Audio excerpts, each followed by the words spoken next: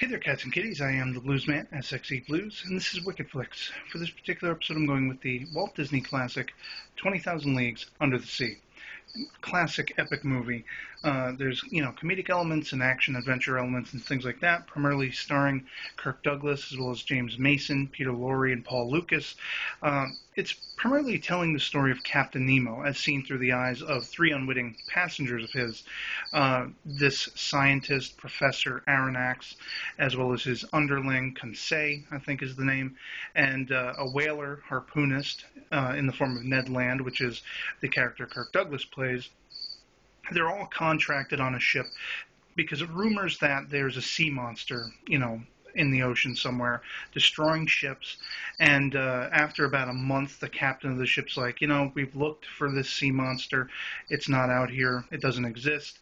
And that's when they're actually attacked by what appears to be a sea monster. But in fact, it's Captain Nemo's submarine, the Nautilus. And so the three survivors of the, downed ship are picked up. That's Aronnax, the whaler, and his, underling.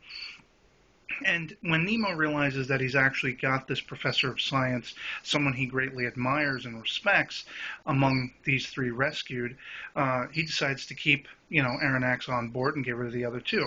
Aronnax won't have any of that. He's like, no, after what you've done to the ship and everything like that, I'd rather go with them. So there's a give and take that starts with the whole story. And we see that Nemo is really sort of akin to Khan, Noonien Singh from Star Trek. He's misguided, and he's got a little bit of a pomposity to him, but he's carrying out his own sort of version of vengeance, and similar themes to The Time Machine from the '60s, where the traveler used science, to escape a war-torn world that he was fed up with. Here, Nemo is fed up with similar things, and carries out a different sort of, through science, means of, dealing with that.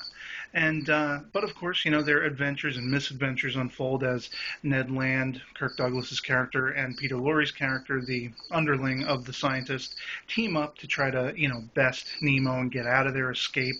And, without wanting to give away the ending of the film, let's just say there's a turning point for Nemo that's very intriguing, as well as a giant sea monster that actually does show up. It's a great film, and it kind of leaves us hanging for another story that Nemo may or may not show up in. A little bit of trivia is actually that the director of this is the son of the guy who made the Max Fleischer, Superman shorts. This was Richard Fleischer, and they were competitors with Disney at the time, and Disney still wanted him to direct it, and he did. So that's, pretty cool. It's an epic piece, just great cinematography and great, storytelling, and, of course, based on the classic novel. So that's all I'm going to have to say on this, and, I hope you catch it, check it out if you haven't seen it before. Otherwise, check me out next time, and we'll see what else we dig. So, till then, catch you later. Peace.